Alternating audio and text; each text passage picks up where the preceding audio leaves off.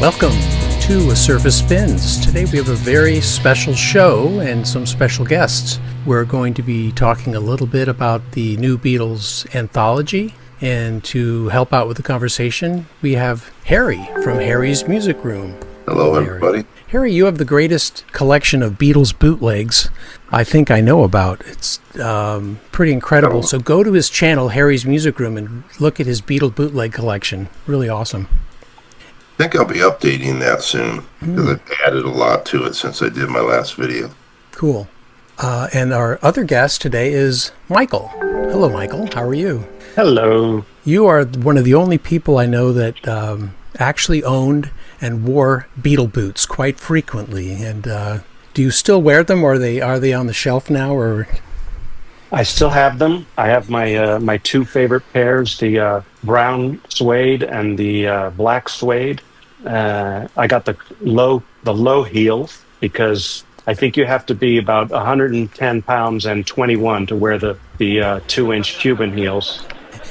But I still have them. I've not worn them here very much because where I live now, there's a lot of cobblestones, and I don't know how those Beatles ran so fast from all those girls wearing these boots, but I can't do it here. Well, George didn't do it very well in the opening scene of A Hard Day's Night. Right. That's right. That's such a great moment. Yeah. Yeah, I mean, there were some pretty dangerous moments in that opening. Those sequences where some of the fans are falling down and George goes flat in his face. It's like, Yeah. you know, that's dangerous stuff. But that was the kind of filmmaking they were doing back then. Speaking of filmmaking, we're here to talk about the Beatles Anthology and the sort of renewed version that Peter Jackson took part in. The original series came out in 1995, and it was broadcast on I think on ABC. There it is. Yes, it was. And it was only over 3 nights, and I wasn't in the country at that time, and I didn't get a chance to watch it, and a good friend of mine bought me the VHS box set, which I've always greatly appreciated. Thank you, Michael. Appreciate that. I was thinking, you said that, and I went, wait, I think I did that. Yes, you did. And but I've heard that they actually reduced the amount of footage from the DVD box set, so they've cut out some things, which is, I don't know, kind of a rewriting of history. Is this the Beatles sort of whitewashing their past?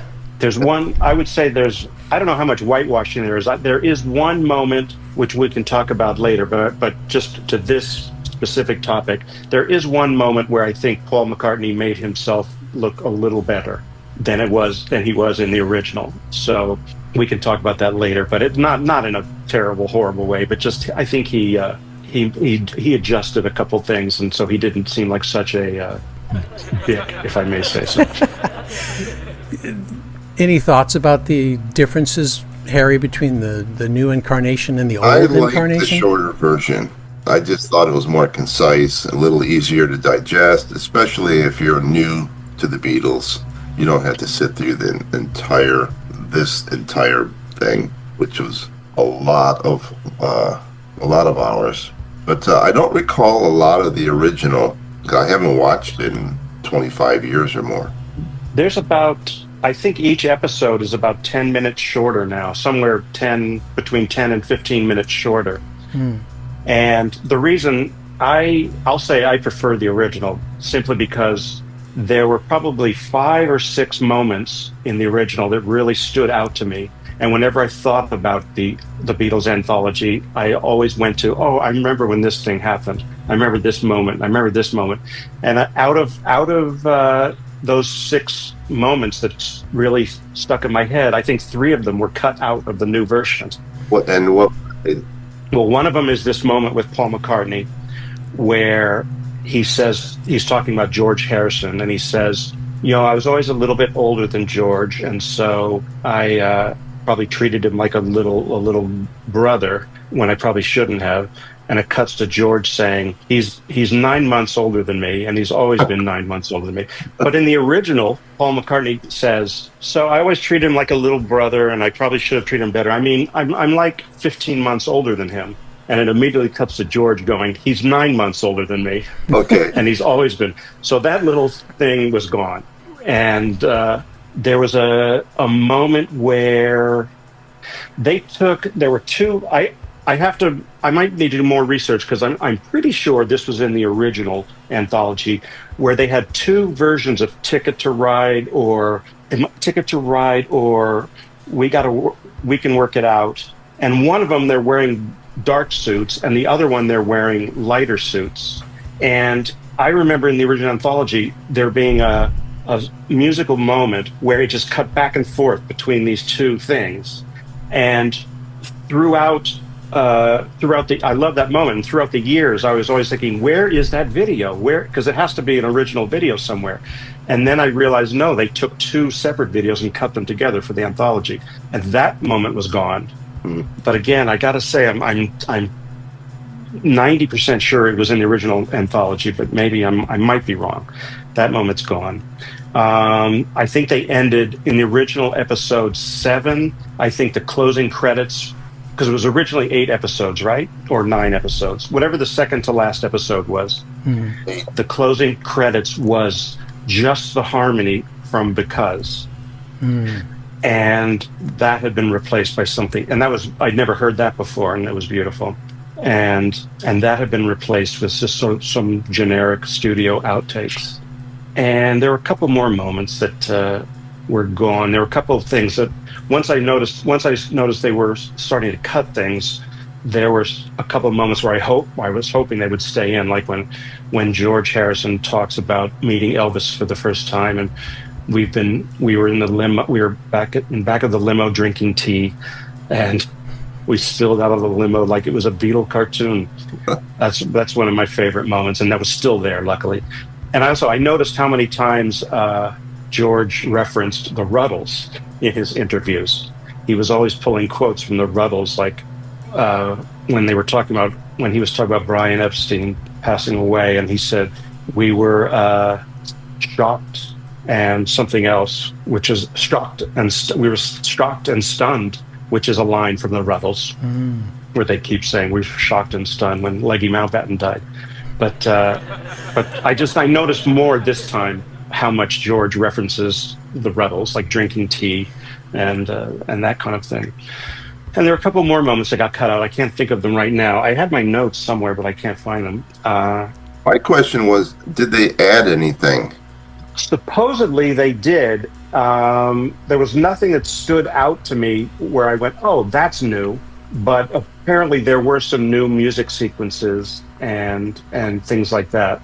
I don't recall. In episode 5 of the new one, they played the demo of John doing his original Yellow Submarine lyrics. Did they do that in the original anthology? I don't recall that. No, you're right. That's something that was new because it would have been on the anthology album, and it wasn't. That was something that just came out a couple of years ago. They discovered that a few years ago. So yes, you're right. That was new. But anything else, I don't know if it was added because, like I said, I don't recall the original that well. I felt like there were some musical sequences that were a little bit longer, like the concert, the Washington D.C. concert seemed longer. I think they had a couple of NME award end of the year award show performances that were a little bit longer or maybe new, but I felt that what was added was more musical stuff rather than interviews or clips or something like that. And there seemed to be more of them not agreeing on specific facts. Yes, that's another thing I really liked about the original one. So I can't, and it was still there for this one. So I can't tell if any of it was new or any of it was had been expanded on, but it was there in the original. Like where they'll say it took us like 5 days to do that, and then Paul cut to Paul saying it was like a month, and then Ringo saying, who would know? George Martin, and cutting to George Martin just sitting there thing and things like that. With the MBE award, George says, no, we did not get high, never. And Ringo says, oh, we were so stoned. I kind of remember that from the first one. Okay, yeah, it's still two drastically different memories of the same event, though. Yes. Yeah. It was. Unless, of course, George was not high and Ringo was. Maybe, who knows? It could be. Yeah. It could be. Someone said one of the early reviews of the new one. Someone said they've sort of put back more references to drug use, or they've added more references to drug use, which I didn't notice whether it was more or less or whatever. But that was, to your point, that was sort of one of the not criticisms, but one of the notes. One of the noted moments of the new one, that they had more drug stuff in it. One of the stories that shocked me that I don't remember from the first incarnation was the story that Paul tells about them going to an event or some kind of a contest up in Manchester, and he says something about someone was liberated of their guitar when they came back, and it made it sound like John stole someone's guitar at this contest and they went back home with it. And it's kind of a shocking story, you know. What guitar was it, and do we know the guitar? Are there pictures of him playing this stolen guitar? That would have been interesting. Yeah, I love that he just stole someone's guitar. Bad boys. Looking at the video again, it was amazing to see all the jelly babies on the stage in the U.S. Yes. In England, I would expect it because that was the thing. But in the U.S., the fans picked up on that so quick.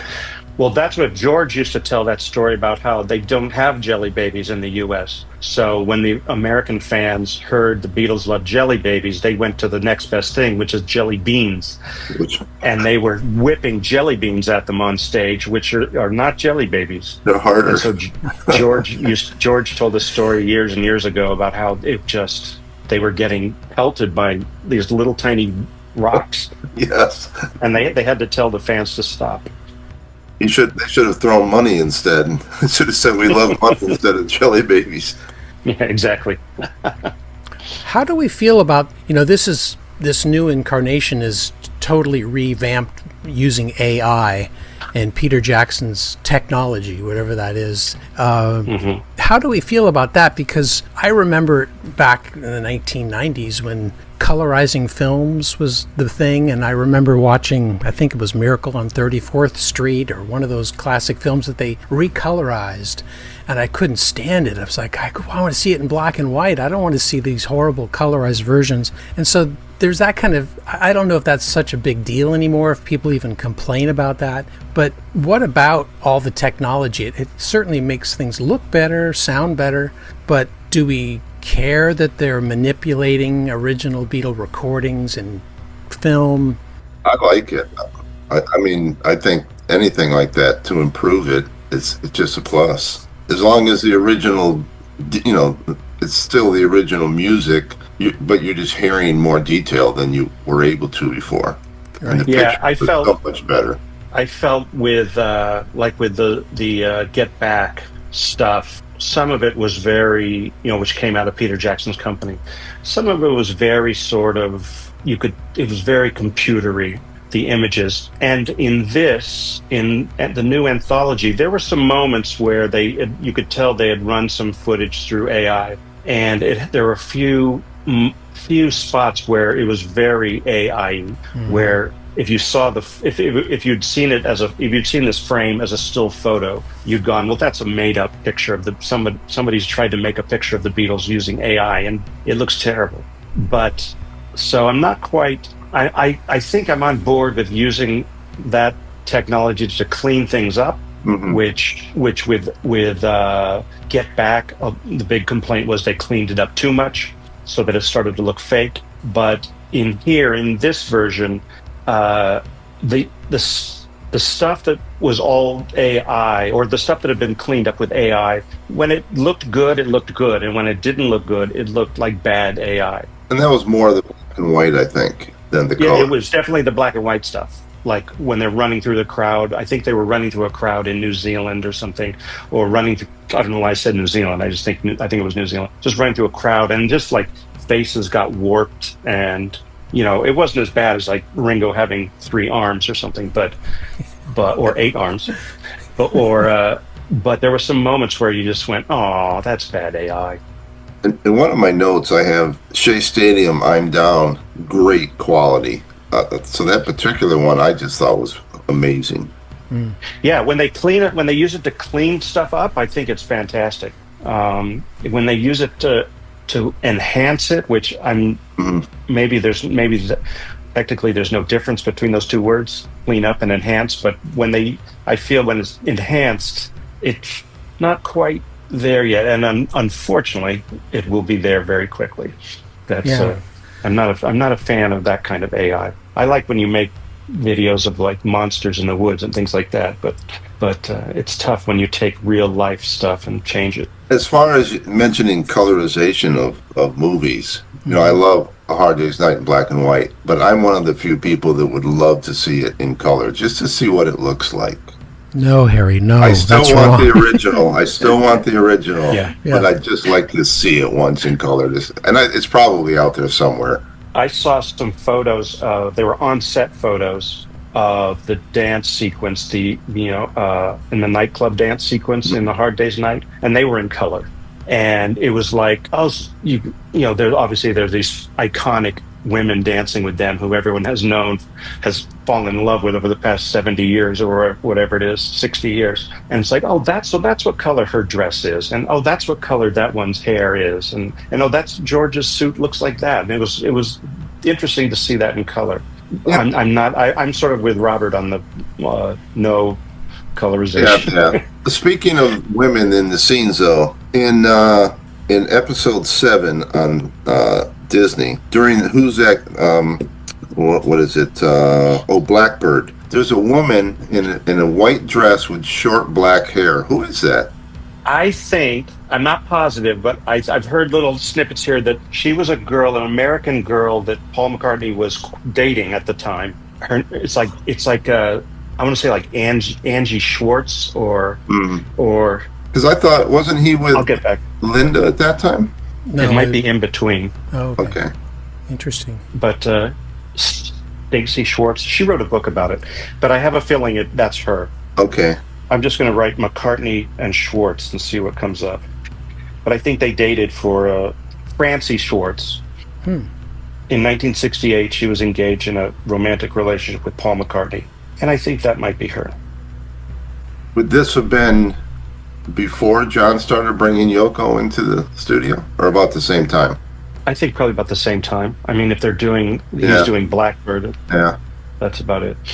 Yeah, but there's so many people like that you see. There's another iconic guy. He's in the Let It Be movie, and of course, and all through Get Back, he's this production assistant from Apple he's got red hair, and you see him all over the place. He's the one sitting on the ground holding the lyrics as John Lennon on the I roof, thought that was Mal. and John Lennon is singing. Mal is writing a lot of lyrics down, but this kid is holding the lyrics, and I forgot what his name is, but he wrote a book too, something like Well, Who's the Ginger, something like that. But I saw him a couple times in the anthology. and I'm not sure if I probably saw it and just didn't remember it, but Michael Nesmith shows up a little bit, a cameo there during I think it's A Day in the Life. Yeah, he was there. I don't know if it was all the Monkees, but I know he and Mickey Dolenz were in London at about that time, and so they were there at that Day in the Life recording. Wow, how And they amazing. hung out. Apparently, they hung out their whole trip in London. They hung out with the Beatles all the time, And Mickey they met got his to hear- wife, his future Yeah. wife. Yeah. I didn't know that. One of the things the series has done for me, the rewatch of this new series, it's brought me back to the early music again, and two songs stuck out for me. One was, and it was an AI kind of improvement, was the earliest cavern footage with Ringo, and they were playing a song called Some Other Guy. That's my favorite video film, anything of the Beatles, is that Oh, is what yeah. you're talking about. Yeah, it's such a cool song. It's got shades of, I hear kind of like British psych in it in a way, and I hear other things in there, but it's a direction I don't think they ever really went again. I don't know the original song. It's who even did the original. I think it's a Lieber and Stoller song, I think. But that was just a highlight, and the improvements that AI made on that were great. But that song is released, right? I mean, it's out on the anthology, right? Yeah. Yeah. Yeah, that's like Part I of the said, Decca tapes? that's my favorite. That's my favorite footage ever of the Beatles. That's if I could go back in time to see one thing, it would be to go to that performance. Wow. That's what we have maybe in store for us in the AI future, is to say, please, create a concert of the early Beatles in the cavern performing, X, Y, and Z songs, and let's AI go to work, and then it could build that concert for us, which is cool, but a bit troubling maybe because there's so many great shows that have been filmed that can be improved. That I just hope we get them. The Coliseum, Japan shows, the Shea Stadium. All this stuff can be released. I don't know who owns the rights to it. That's the issue. Right. I guarantee you, Paul McCartney owns them. Yeah. That Some Other Guy footage was done for they were just starting to become famous, and so there was a TV program that came out of Manchester or something like that, and it was basically, here's the hottest band in Liverpool now. This is what's happening. And so if you go onto YouTube, you can see there's 2 takes of of them doing that, because they were filming it for a TV show, news, for a news interest. What's it called? Current events kind of thing. Yeah. Is that footage available in its entirety? That's one of the things about documentaries like this. They start showing you a song, and then halfway through they cut to an interview, and it's like, why don't you see the whole thing? Go to YouTube and it's there. Wow. Both takes. Wow, that's so cool. The other surprise for me, and I didn't recall it, was the first release of that Ringo song called "If You've Got Trouble," which I had never heard of before. But Harry, you being a bootleg guy, maybe it was out and about before the anthology, but I had never heard it before, and it was like, wow, that was a revelation. It's on Anthology 1. Yeah. Because I remember driving in a car with a guy, and we were playing that, and he was another Beatle fan. That song came on. This was just when it had come out, when this anthology had come out and the CDs had come out. And he goes, "Oh, I hate this song. This is the worst Beatles song ever recorded." And I said, I like it. It's got this sort of Ringo-y, naive rawness to it. And he just goes, "No, we are never playing this again." I like the background vocals on it. The little harmony stuff. Yeah. The one I didn't like is "Leave Your Kitten." The one I didn't like is "Leave Your Kitten Alone." Leave Your Kitten Alone. Yeah. Yeah. I love in the Ringo song where they pointed out. I read something where they pointed out even Ringo's starting to get bored. Where in the break he goes, "Come on, rock out, anybody." The other song, "Some Other Guy," was released on this thing, the Beatles at the BBC. But so they did do it in a studio. I'm not sure if that's my kind of question. Is this the take that the BBC recorded at the cavern? It can't be. So it's got. I don't think it was a BBC show. Oh, it wasn't BBC. So it was like Northern News or News from Manchester or something like that. And it was obviously in their set, because that's basically, they went up there to film their set. And George Martin mentions how he toyed with the idea of their first album just being a live set from the Cavern Club. And that might be part of what that is as well. And then he said it was just too difficult. And so they basically brought them down and recorded their set in the studio, which became Please Please Me. Right. Which was basically, they said basically that was our set at the Cavern Club, whatever's on that album. They mentioned, except for Please Please Me. They mentioned the origins of the Beatles' name and that famous story that John talks about, the flaming pie. Then they slip in a little clip from that movie with Lee Marvin and Marlon Brando, The Wild Ones. Yeah. And he says, our gang is called the Beatles. Doesn't that seem to be a more accurate story about where they got their name? Or were they just spoofing on the Crickets? But John comes up with this flaming pie story. I think it was a spoof on the Cricket. Yeah, John's story's better. By the way, now that you mention it, that clip was in a different place. Oh, was it? In the anthology, in the new anthology. But the band, the gang was the gang, and then I think the girl tag-alongs with the gang were called the Beatles.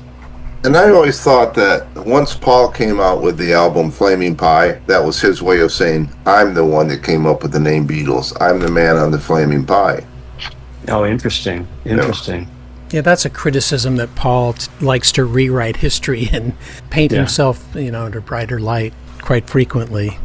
Yeah, that's like I said before, where he cut that bit of him being a bit of a dick in the how old he is over George. Right. How much older he is. But he's not. Yes, he does that, but it's not too egregious. I think it was on the Ed Sullivan Show where they do a live version of Yesterday, and Paul's just playing. But there's all these strings in the background. Yeah, I think there was a track going on. Yeah, I'd never noticed that before in the original, I guess, but I just don't recall a lot of the original. It's interesting. I wonder if there was real strings there that you just couldn't see. I think also, I'm not sure I think that was like Blackpool Tonight or something. Okay, yeah. That's another great moment too, where George spoofs basically American Idol at the time, a show called Opportunity Knocks, where he goes, Paul McCartney from Liverpool, Opportunity Knocks. Yeah. As he goes off. It says UK Big Night Out is where that was from. Yeah. That was that was a great moment that I liked. And I picked up little details of things. Like there's one scene where Ringo's drum has the kick pedal in front of the drum, and I'd never seen that before. And that was in episode 4, kick pedals in front of the bass drum. I thought, wow, that's really strange. I had to go back and look at it again to make sure. That's very interesting. What I missed that completely. It says episode 4, but I don't have the song. So hold on, I'm going to write that down. I'll look for it. Well, and I have up here. I have 2 drum heads. I have that one, right, and then down there I've got a Sgt. Pepper drum head. Oh yeah. There's you can find it online somewhere, a great history of the Beatles drum heads. I think there's only like 7 of them. Well, the one that had the real fancy like antennas on the B, that's the original? That's before they came up with that logo. Yeah. That looked like something Ringo probably drew on there. Probably. There was one Magical Mystery Tour where they just like spray painted the name The Beatles on there. Look kind of crude. Yeah, very tie-dye. Yeah, that was kind of cool. But there's a great little blog post about, I read it years ago, more than 10 years ago, but just detailing the history of these iconic Beatles drum heads. Interesting. And each one's a little bit different. You wouldn't think of it, but each one's a little different. And supposedly the guy that created it, George, is the only one that looked at the different variations and said that one. Yeah. I had one other question.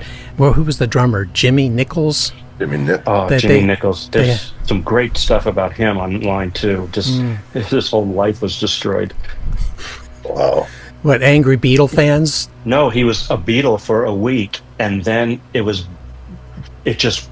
like a giant drug for a week, and then it was just taken away from him, and he was driven to the airport, and Brian Epstein gave him a thank you watch, and that was it. No. And he just could never recover the euphoria, and apparently it sort of dogged him his whole life. Yeah, well, now he knows how Pete Best feels. Yeah, poor old Pete Best. Yeah. I went to when I was in Liverpool a few years ago for the very first and only time, and the Beatles Museum had just opened, the new Beatles Museum, which is on Matthew Street, which is owned by the Pete Best family.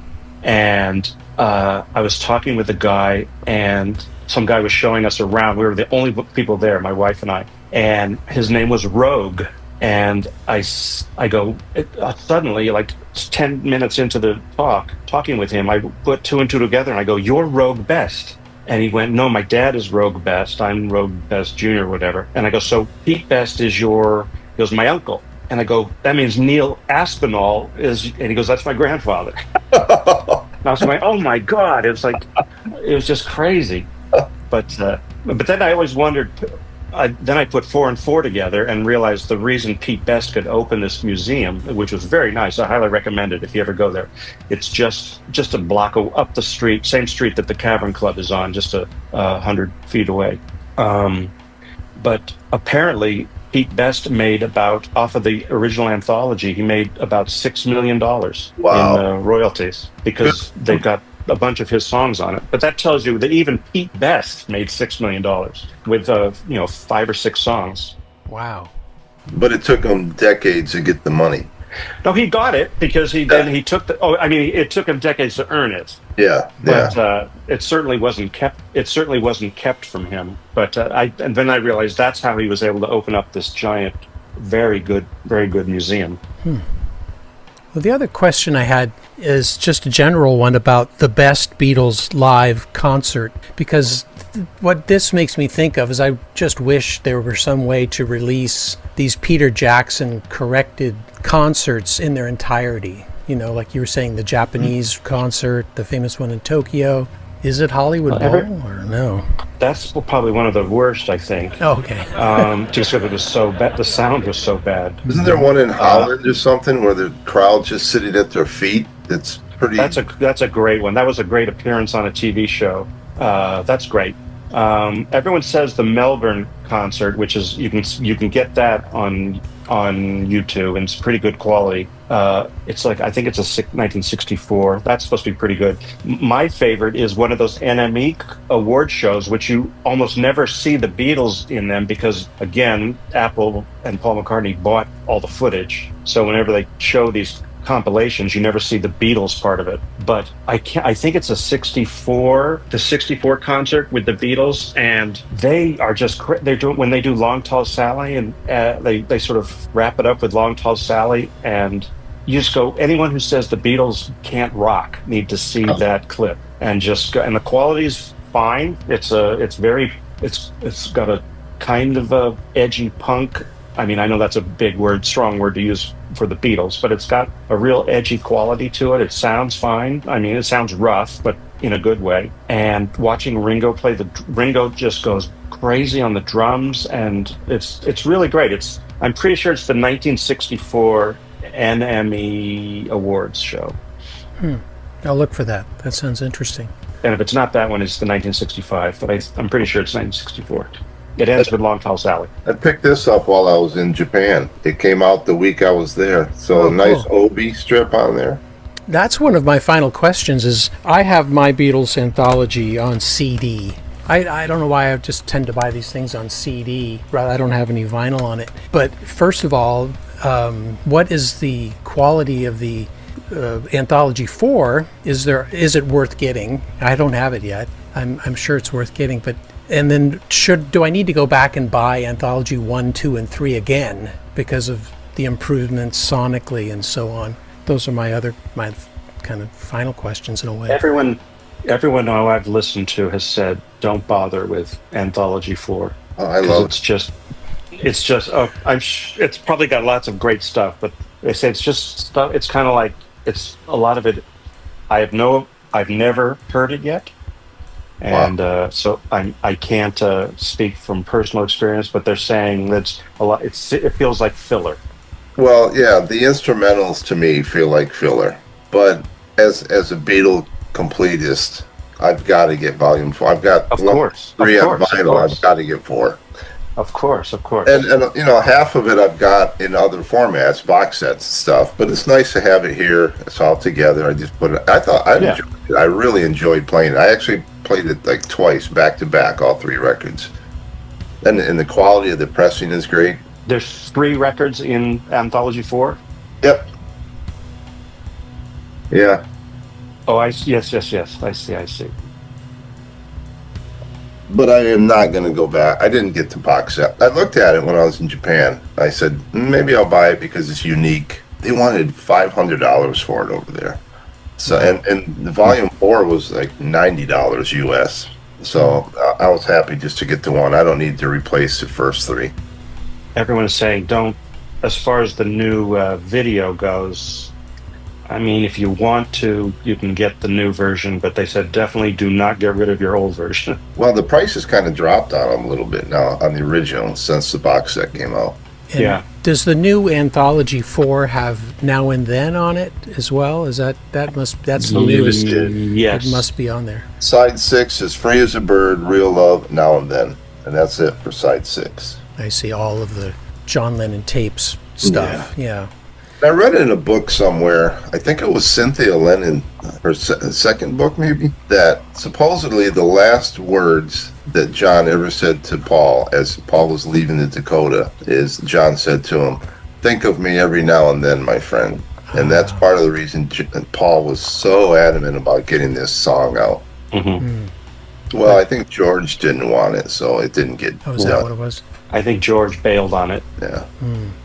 I can't imagine there isn't just tons of stuff out there that in their Apple vaults. Well, the Lewison books are pretty detailed and pretty accurate on. I love those. Yeah. I've been waiting for part 2 to come out for 10 years. Yes, and it might be another 5. Who knows? He said I read an interview with him a couple of years ago where he said, "At this rate, I might not get to part 3. Yeah, right.